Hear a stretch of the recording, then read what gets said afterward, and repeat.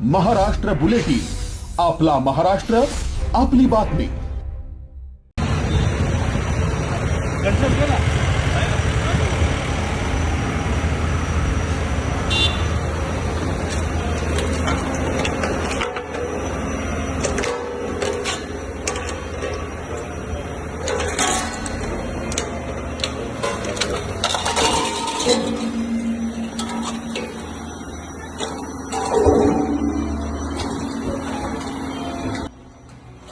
नाशिकचा उच्चभ्रू परिसर समजल्या जाणाऱ्या कॉलेज रोडवर कर्णकर्कश आवाज आणि फटाक्यांचे आवाज काढून दहशत आणि प्रदूषण निर्माण करणाऱ्या बुलेट राजांना गंगापूर पोलिसांनी मोठा दणका दिलाय।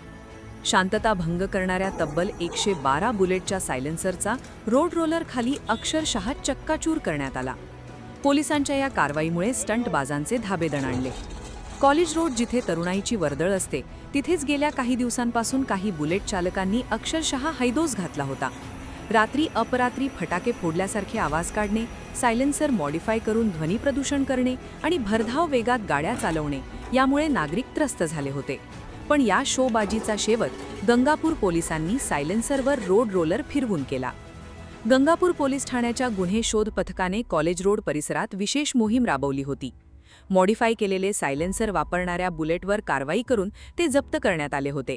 आज 30 एप्रिलला पोलीस आयुक्त संदीप कर्णिक आणि उपायुक्त मोनिका राऊत यांच्या मार्गदर्शनाखाली कॉलेज रोड पोलीस चौकीसमोर हे सर्व 112 सायलेन्सर रस्त्यावर पसरवून त्यावर रोड रोलर फिरवण्यात आला।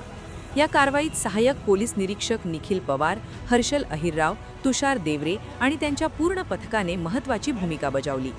कायद्याचा धाक कोणाला म्हणतात हेच जणू पोलिसांनी या कारवाईतून दाखवून दिले। सायलेन्सरचा चक्काचूर होताना पाहण्यासाठी कॉलेज रोडवर नागरिकांनी मोठी गर्दी केली होती। नाशिकच्या कॉलेज रोडवर शांतता राखण्याचे मोठे आव्हान पोलिसांसमोर होते। आजच्या या धडक कारवाईने कायदा नेहमी श्रेष्ठ असतो हे दाखवत कॉलेज रोडवरील बुलेट राजाचा आवाज रोड रोलर खाली चिरडला। महाराष्ट्र बुलेटिनसाठी रमेश साबळे, नाशिक।